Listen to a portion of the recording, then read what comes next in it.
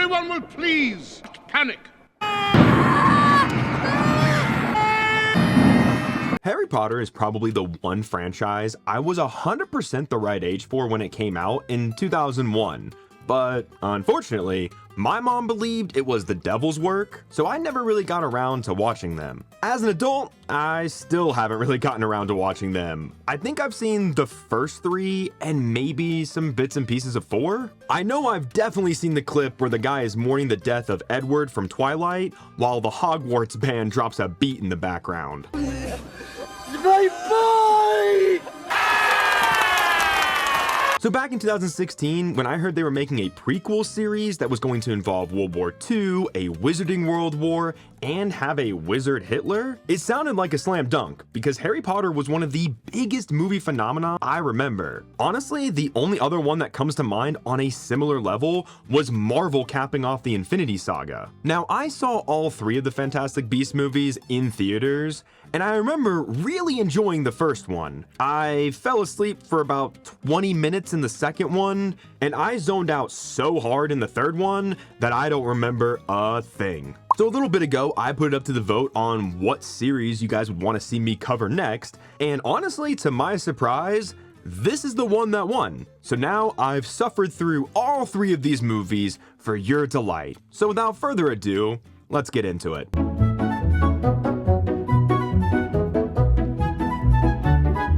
The movie opens with a bunch of wizards being incinerated by Grindelwald, the big villain for this story, but he's not part snake like the last guy, whose name I believe we are not allowed to say. Through a series of news headlines, we learn that this Grindelwald fellow has been conducting terrorist attacks all throughout Europe for both wizards and non-wizards alike. After this opener, we meet Eddie Redmayne's Newt and his case of creatures as he arrives in New York City in 1926. At the same time, Colin Farrell's character Graves is investigating a site where a local claims that a creature of some kind destroyed his building. Also, it's really weird that Graves has the exact same haircut as Grindelwald from the opening, but I'm sure that's just a coincidence. Newt heads to a nearby bank where he bumps into Jacob while this lady preaches about the end of the world. A little creature called a Niffler spots some money, so it leaves the case to go after it,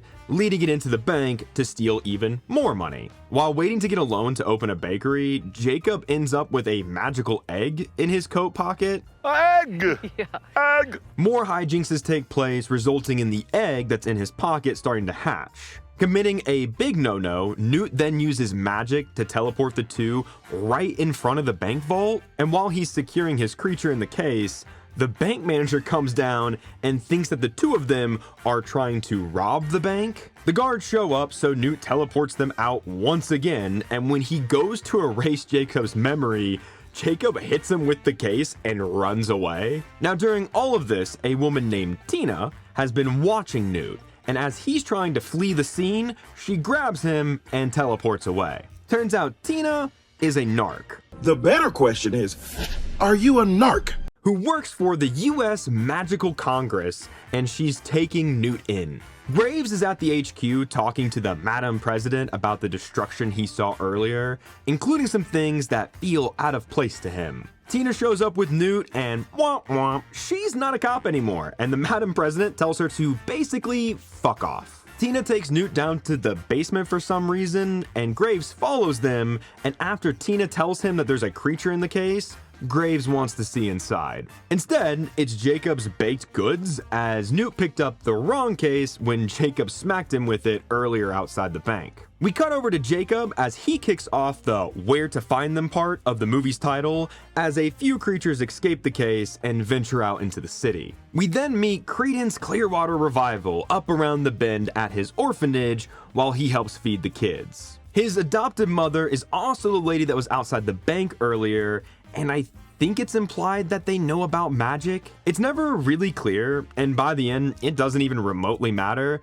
so I'm not gonna worry about it, and you shouldn't either. Newt is allowed to leave, and while he walks with Tina down the street, they spot a case creature and come across the destruction from the creatures escaping. You know, Newt's basically a Pokemon trainer, and I'm gonna talk about that more later, but honestly, instead of calling these things creatures, I'm gonna call them Pokemon, because that sounds like way more fun. So, up in Jacob's apartment, Newt and Tina find him in rough shape as one of the Pokemon attacked him when it got out. Tina says that they need him, meaning they can't wipe his memory, even though that's why she took Newt into custody in the first place, because he didn't wipe his memory. So the trio teleport away to patch Jacob up and find the rest of the Pokemon. Credence and his fake mom go to a major news outlet to tell them that they have a story about all the weird things happening around the city. The owner Shaw tells them to get out and calls them freaks in the process, including the little kids, which is like kind of fucked up, dude. They're just kids.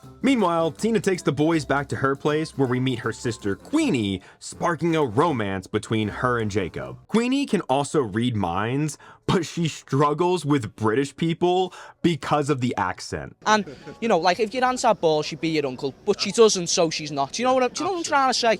Oh, no. Turns out Graves knows Credence, and he recruited him to help him with a super secret mission to find a child who holds immense power. I believe that child's name is Harry Potter, and I don't think he's alive yet. Back at dinner, the awkwardness rises when Queenie and Jacob flirt, while Tina reminds Queenie that Jacob has to have his mind wiped at the end of all of this. Newt and Jacob end up staying the night, and after Tina goes to bed, Newt takes a little trip into his case. There, he patches Jacob up some more, milks a weird bird thingy for venom, and says hello to this massive eagle. Additionally, in this case is a weird black mist that he tells Jacob to stay away from. He takes him around as he feeds and takes care of all the different animals, and the two agree to team up and get all the Pokemon back in the case. While walking to Central Park, Newt spots the Niffler in a jewelry store, and it ends up causing a giant mess while he tries to catch the little fart. Due to this ruckus and the trashing of the store, a bunch of cops show up, but also a lion just strolls by. The two teleport away and find more zoo animals running around the park because this thing is loose in the park.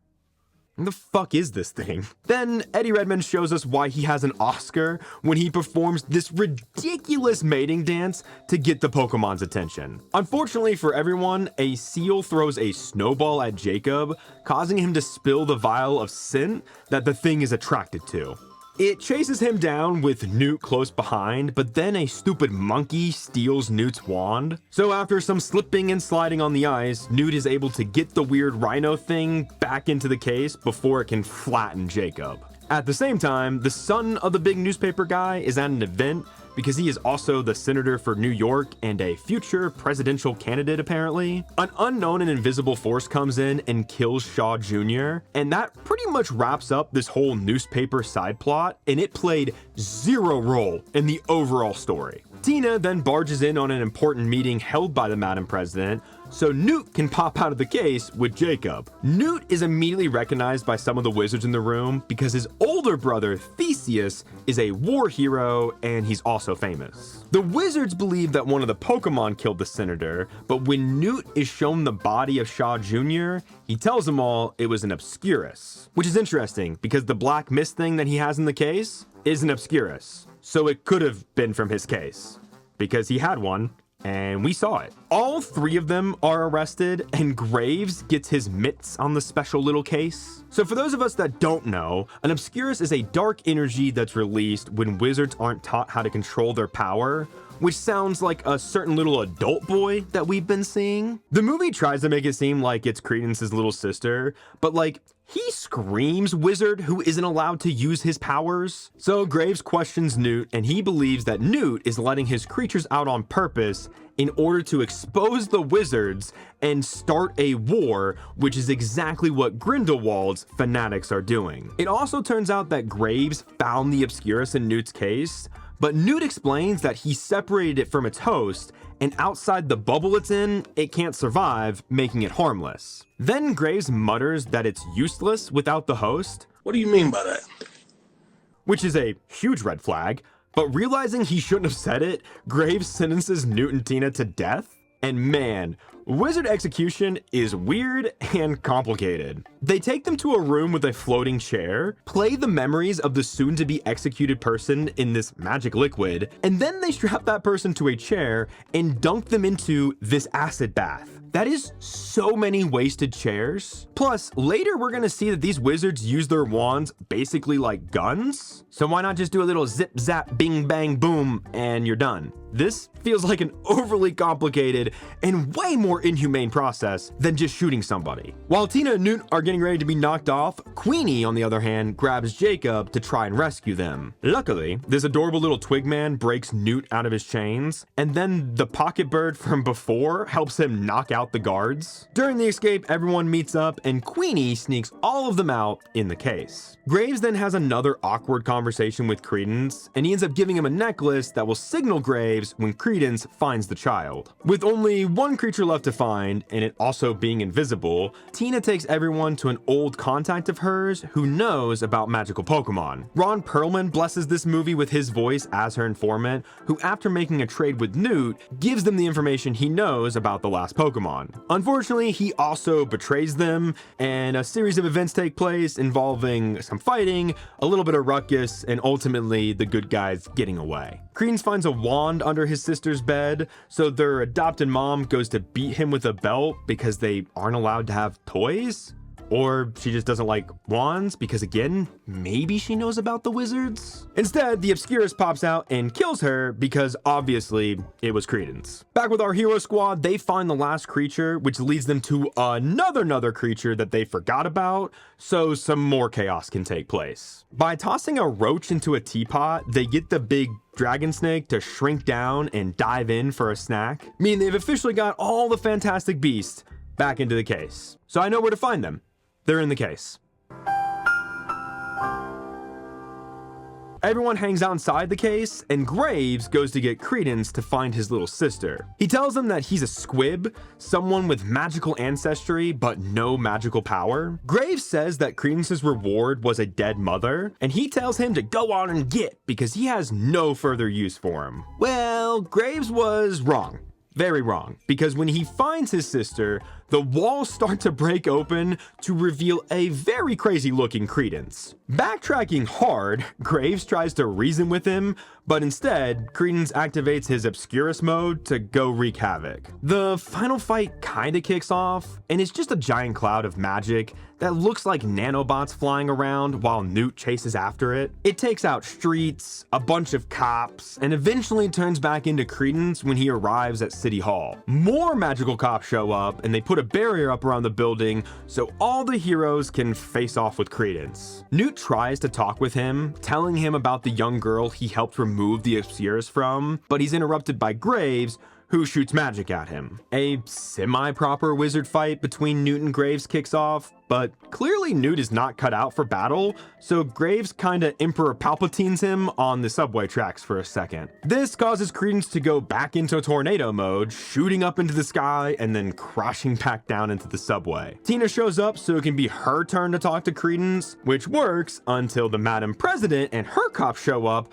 to shoot at Credence. Credence explodes, which pisses Graves off, so he goes on a rant about how wizards are stronger than humans and shouldn't be forced to hide. The Madam President orders someone to take his wand and escort him back to HQ, making him fight back, taking out some of the cops. Newt wraps him up and uses a reveal spell on Graves to show us the big, crazy twist. He was Grindelwald the whole time.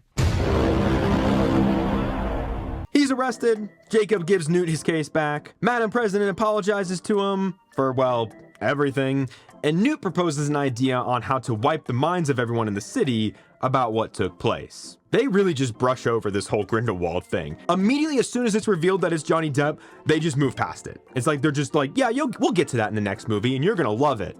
Spoiler alert. You're not gonna love it. So, using the big bald eagle he has in the case, it causes a rainstorm that, combined with the venom Newt got all the way back at the start, it does the mind wiping with the rainwater. The Madam President tells them that they have to obliviate Jacob's memories too, so he says a loving goodbye to everyone and steps out into the rain. Later, Newt gives Jacob a briefcase of valuable eggs so he can start his bakery, and then Newt and Tina have their goodbye. In their goodbye, Tina drops the name of the movie as Newt tells her it's the name of his soon-to-be published book about all his Pokemon. And yeah, the first movie ends.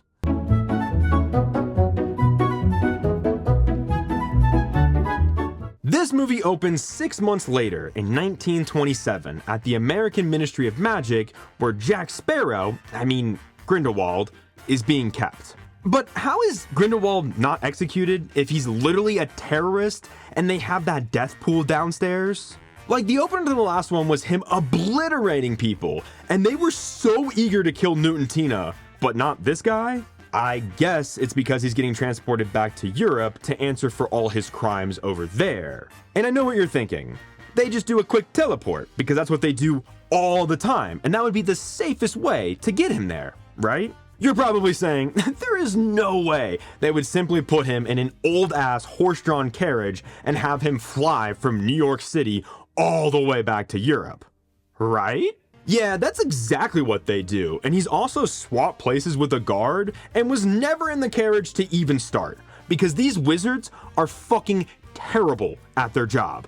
Captain Jack Sparrow, Grindelwald, damn it, he easily defeats all the extra wizards on brooms before flying away into the title card. After this stellar opening, we jump another 3 months into the future and catch up with Newt at the British Ministry of Magic. Leela Lestrange makes her on-screen appearance as she was mentioned a few times in the last one by name only. Turns out Newt is there to meet his brother Theseus, who is the war hero that was mentioned in the last one, and he's there to plead his case for the 6th time in order to lift a ban on him that prevents him from traveling internationally because of what happened in New York City. Which makes no sense given that Newt literally saved the day, but whatever. They make him an offer to lift the ban if he agrees to join the ministry and work in his brother's department.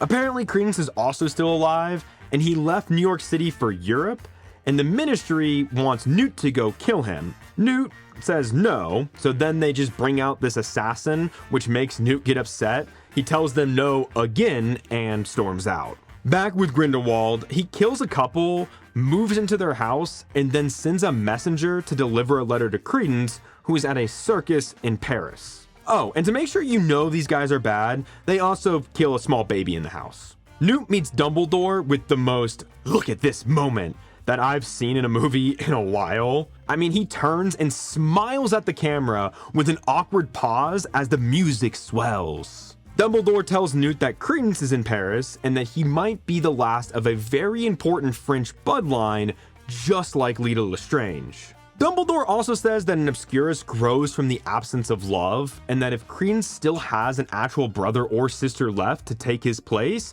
he could still be saved. I thought you just said he was the last of a bloodline.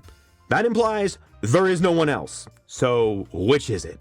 Dumbledore gives Newt information for a safe house in Paris and asks him to save Credence. Newt returns home and rides a kelp sea dragon for a moment, because this movie still has to include the Fantastic Beasts in the movies titled Fantastic Beasts. Queenie and Jacob show up, and that whole emotional moment of Jacob losing his memory from the last one, yeah, it didn't work, and that's all they really say about it, that it just didn't stick. Queenie tells Newt that she and Jacob are getting married, but she also put an enchantment on him that Newt tells her to remove. When Jacob comes out of the enchantment, he responds with, huh?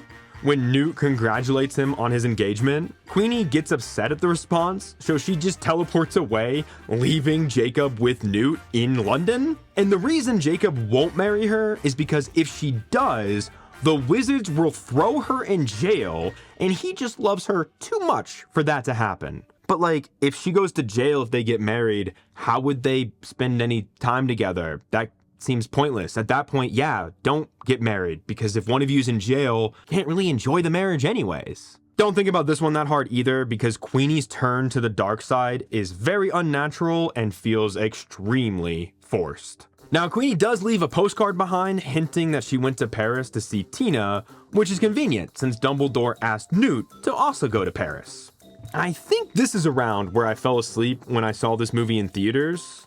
Credence is at a circus where Voldemort's snake is a performance, and she's still able to turn into a human, but one day she will permanently be a snake. I hope nothing bad happens to the snake in the future.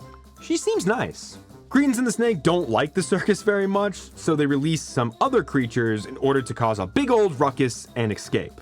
Tina confronts the ringleader before he scurries away about where Credence is and what he's up to, and he tells Tina that Credence is looking for his mother. A man named Yusef Kama tells Tina that he wants the same thing she does, and that if Credence is who everyone thinks he is, then he is distantly related to him. He then tells her that he can show her something more concrete about who Credence is, to which Tina agrees to follow him. Newt and Jacob have to take a black market kind of transport through a fisherman's rusty bucket in order to get to Paris. They investigate the scene from the night before, and through the power of magic, follow a floating feather to their next clue. Meanwhile, Queenie goes to the French Ministry of Magic to find Tina and has a pretty bad time, and honestly, I don't blame her, because these magic places feel like the DMV. She strikes out on finding Tina, but she does see Newt and Jacob, so she runs after them, but one of the Grindy goons finds her instead. Credence and Nagini, the snake lady, follow a lead to who they think might be Credence's mother, but it turns out it's actually just a servant who was there when Credence was born. A magic cop shows up to blast at Credence, but he kills the little old lady instead, causing Credence to go psycho killer. Turns out this guy was actually working for Grindelwald the whole time and killed the little old lady on purpose. This is so Credence will come to Grindelwald and then he can harness his power to kill Dumbledore. Newt and Jacob track down Yusef, who earlier was using some suspicious eye drops in the bathroom. He leads them into the sewer where Tina is, and Yusef locks them all behind bars, saying he has to kill Credence. He then collapses on the floor, and the trio escape from the bars pretty easily, while this thing starts to cause mayhem. Newt easily gets the situation under control and gets the Pokemon to jump into his case, sealing it away, because, he's got to catch them all. He said it! We then cut over to Hogwarts, where Theseus and Lita show up with some more Ministry cops to talk to Dumbledore. Headman Travers basically interrogates Dumbledore, thinking that he is plotting against the Ministry, while Dumbledore insists that they want the same thing, which is to take down Grindypoo. After accusing him of plotting against them, Travers then asks if he will help them fight against Grindelwald. Hey, Travers, typically if you want to ask people for favors, accusing them of treason isn't the best opener. Of course, Dumbledore says he can't fight Grindelwald, and Travers says it's because they were as close as brothers. But that's not a good reason. Obi-Wan fought Anakin, and they were like brothers. You were my brother, Anakin! I loved you! Oh, I hate you. Not liking this answer, Travers puts these wristbands on him that will tell him every spell he casts. We then get a Lita flashback of her making a student's mouth disappear because they were talking shit before she runs off with a smile. Now, the whole thing where they look at the mirror and see their greatest fear takes place, and Newt has a funny haha moment when his greatest fear is a desk job. Lita, on the other hand, has a white cloth come floating down towards her really slowly as everyone stares in awe, but is her greatest fear floating? I don't get it. After the flashback, we see that Queenie is now in Grindelwald's house for some reason. And then we go back to Dumbledore so he can have a flashback about when he created an unbreakable vow with Grindelwald when they were kids. You're gay. Be gay. Be gay. Be gay. Which I guess is the real reason he can't fight him. An unbreakable vow that will surely be broken at some point. Newt and Tina investigate Yusef and see a water demon in his eye, so they use tweezers to pull it out of his eye socket. Gross. Without waiting a second, Tina takes off to tell the Ministry what she knows, and by the time Jacob convinces Newt to race after her, a bunch of black curtains start to cover Paris. And Queenie is now officially going to the dark side because after Grindelwald gives her a speech in his house, she's later seen staring at the call to meet. Grindelwald also gives Credence a map that will lead him to proof of who he really is. Back with Jacob and Yusef, it turns out they're in the house of the guy Dumbledore told Newt about, and he's an alchemist named Mr. Nicholas Flamel. I was also informed that this is the guy who had the Philosopher's Stone, which I believe is important. I mean, there's a movie named after it, so it's gotta be important. Through Femel's magic ball, Jacob sees that Queenie and all the Grindelwald followers are meeting at the Lestrange tomb in Paris. Tina and Newt arrive at the Ministry, but since he's not supposed to be traveling, he takes a juice that makes him look like Theseus. Meanwhile, real Theseus tells Leda at the Ministry that they think Grindelwald is moving tonight and that Credence might be her dead brother. Theseus then spots Fakius inside the HQ and chases him down while Jacob arrives at the Lestrange tomb. There has been this whole side story about how a newspaper misprint said that Newt was marrying Leda, and so Tina, out of spite, started dating somebody else. So at any point, he could have told her that this was a misunderstanding, but he waits until they're hiding on the floating records to tell her that. And the only reason I can think of is just plain bad writing, because it doesn't do anything to tell her earlier, it doesn't do anything to tell her now, it doesn't even do anything to have this be included. It's just so pointless.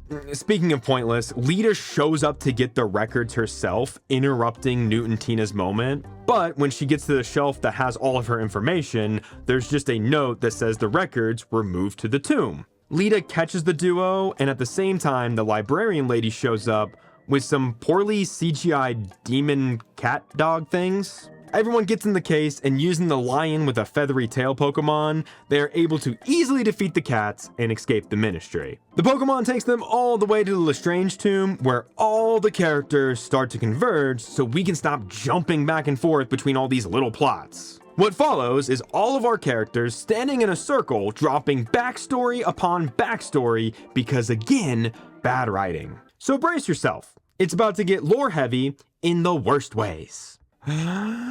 Yusef is actually Leda's long-lost brother because a wizard from a French pureblood family put a spell on Yusef's mother to seduce her and abduct her. She died giving birth to Leda, and so with his dying breath, Yusef's father charged him with seeking revenge by killing what Lestrange loved most in the world. Lestrange, aka Leda's dad, never loved Leda, but he remarried and had a son named Corvus, who he loved more than anything. So Lestrange sent him away with his servant to America because he knew that Yusef was after what he loved most. Then Leda interrupts all of this lore dropping to tell us that that's actually not correct. Leda was also sent to America with Corvus, who never stopped crying, so she swapped him with a different baby on the ship. But whoopsie, the ship went down and the real Corvus sank to the bottom of the sea, which was supposed to be the floating thing we saw in the flashback earlier. Which means that Credence can't actually be her brother because the real Credence, or aka Corvus, died in the water, and Credence is whoever this random baby was on the ship that was taken to America. Was that fun for everybody? Because it wasn't fun for me, hence why I read it as fast as I could.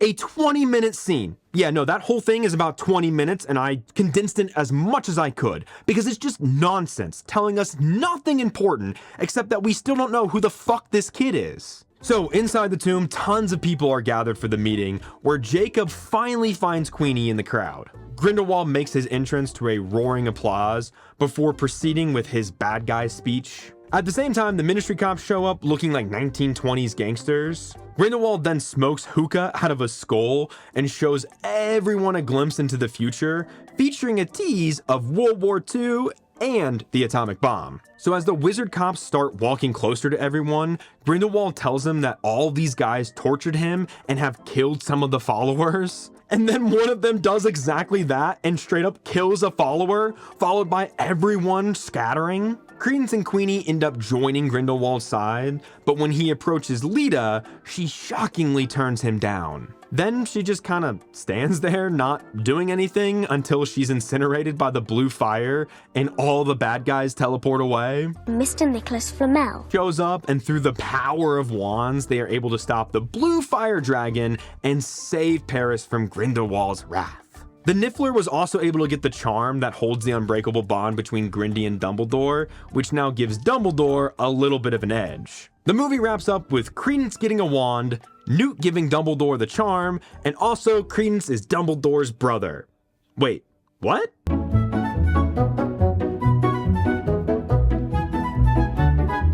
The third movie opens with Dumbledore meeting some new guy played by Mads Mikkelsen at a local restaurant. Dumbledore shows this guy the charm from his pact with Grindelwald, and this random new guy says that he can sometimes still feel it around his neck? Hold on, I'm confused.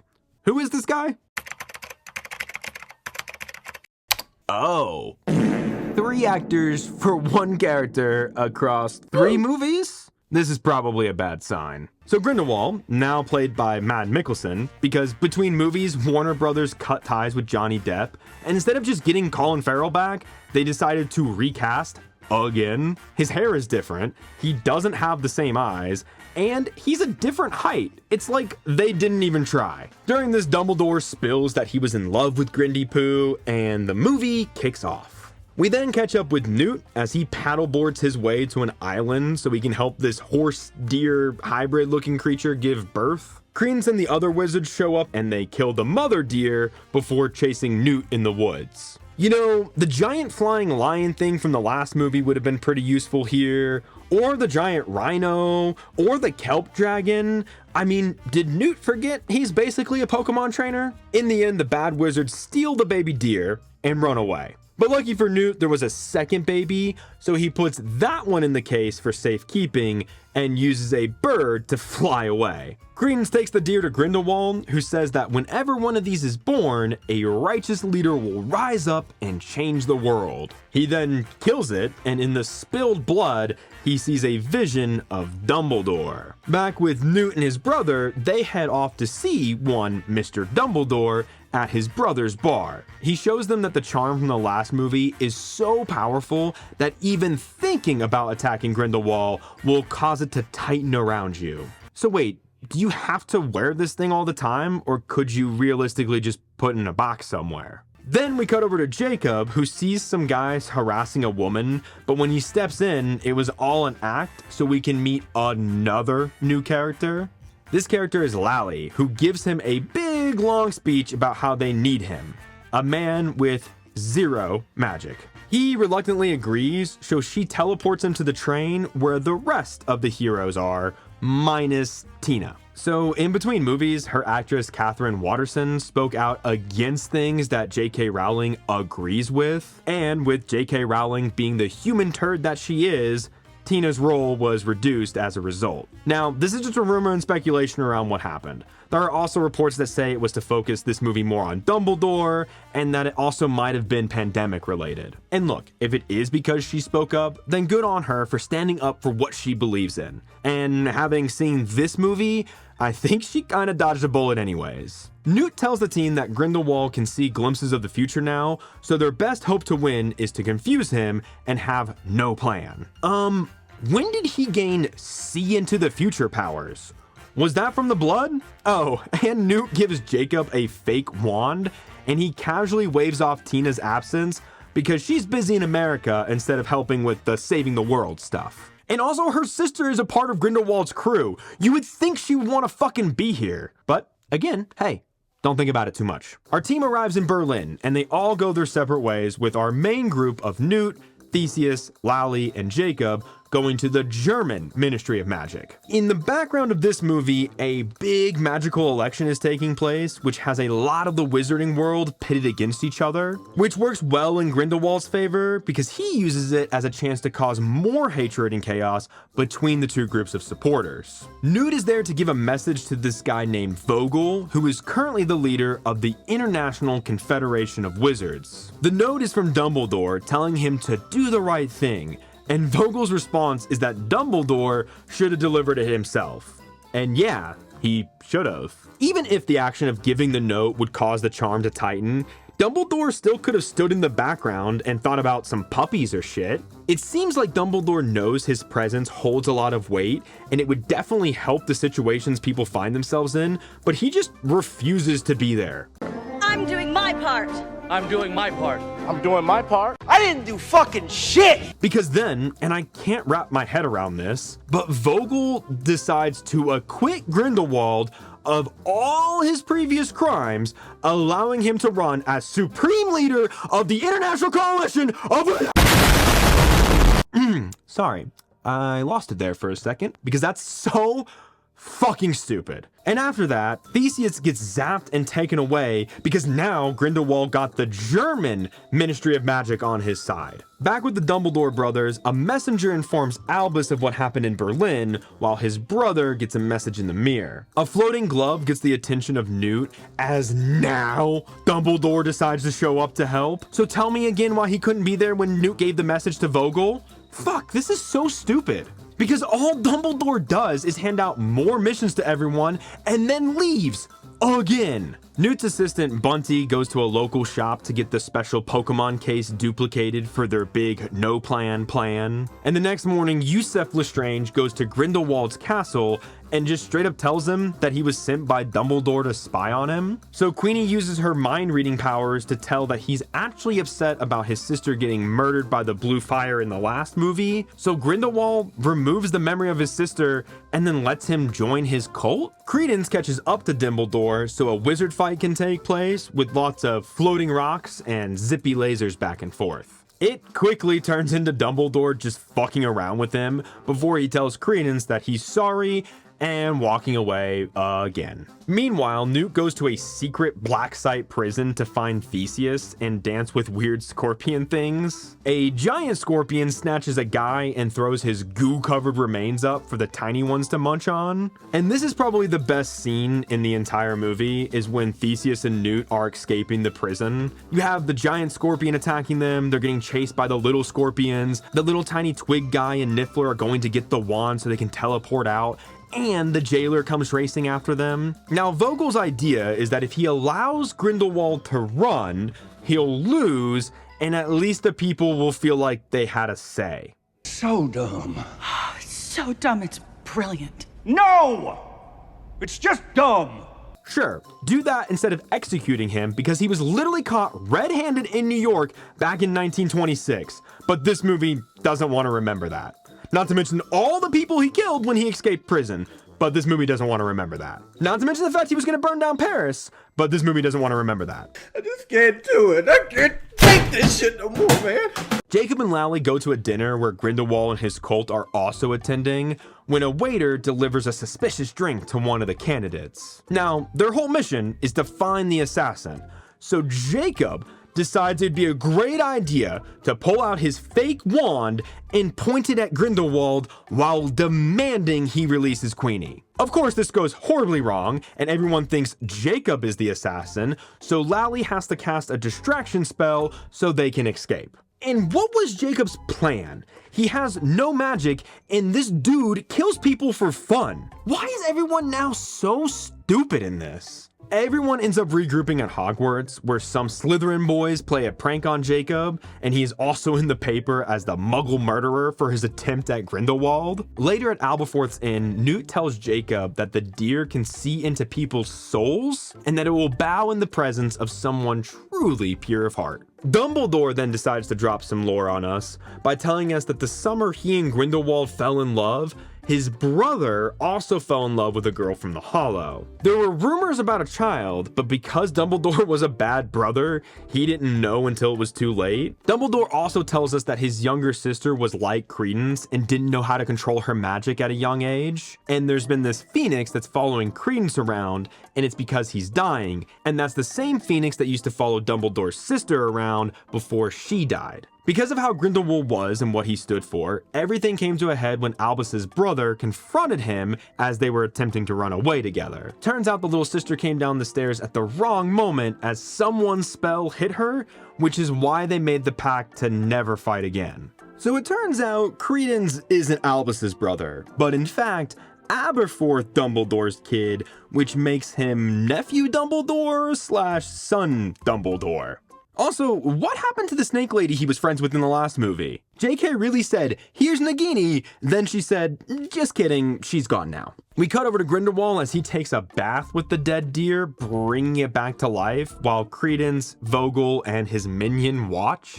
The big plan the good guys are using is to have 7 cases that look alike to keep the bad guys guessing while they work to get the good deer to the election. And the election is taking place on this giant mountain and being broadcasted on the Wizarding Network. work. Vogel brings the reanimated deer while our good wizards navigate through the town with the cases. 3 of the cases get opened and unleash a flood of pastries and killer books on the bad guys, while Newt makes it to the top of the mountain but is knocked out with the spell and his case is stolen by Vogel's minion. Theseus and Lally get cornered by a bunch of the Grindelwald goons at the teleporting bridge when Yusuf shows up and then just takes them all out. So why was he with Grindelwald again? That was never explained. Well, it doesn't matter because the election kicks off and the sickly, almost dead looking deer, of course, walks up to Grindelwald and bows. Credence tells everyone that the deer is dead, and Newt adds in saying that Grindelwald is a liar. And at the last minute, fan favorite Bunty walks up with the real case with the real deer inside. Oh, and we get a quick shot of Tina watching the TV. So that's nice. The fake deer just dies, so a new vote takes place, but instead of going to one of the candidates, it walks right up to Albus Dumbledore and takes a bow. Albus tells the deer he's flattered, but no thank you. Now, going to bow for a 3rd time, the deer walks up to this lady Santos, who is actually running, and does the bowing thing. I'm so glad this complicated and stupid election is finally over. Grindelwald then shoots a spell at Credence, but he's protected by his dad and uncle. The charm with the pact ends up getting broken because one of the spells aimed to kill, but the other aimed to protect, so they cancel each other out or something. Then the 2 mega wizards have a sparkler fight until they stare into each other's eyes for a moment, and then in his signature move, Albus just walks away. And because of that, Grindelwald gets away. Credence and his dad share a moment before the 2 of them walk down the very large set of stairs instead of teleporting. And then later we cut to Jacob and Queenie's wedding, where Tina shows up for 2 seconds to talk with Newt before being dragged inside. Dumbledore pops up on a bench to thank Newt, and then he smiles at the camera for a second before, you guessed it, walking away, and the movie ends.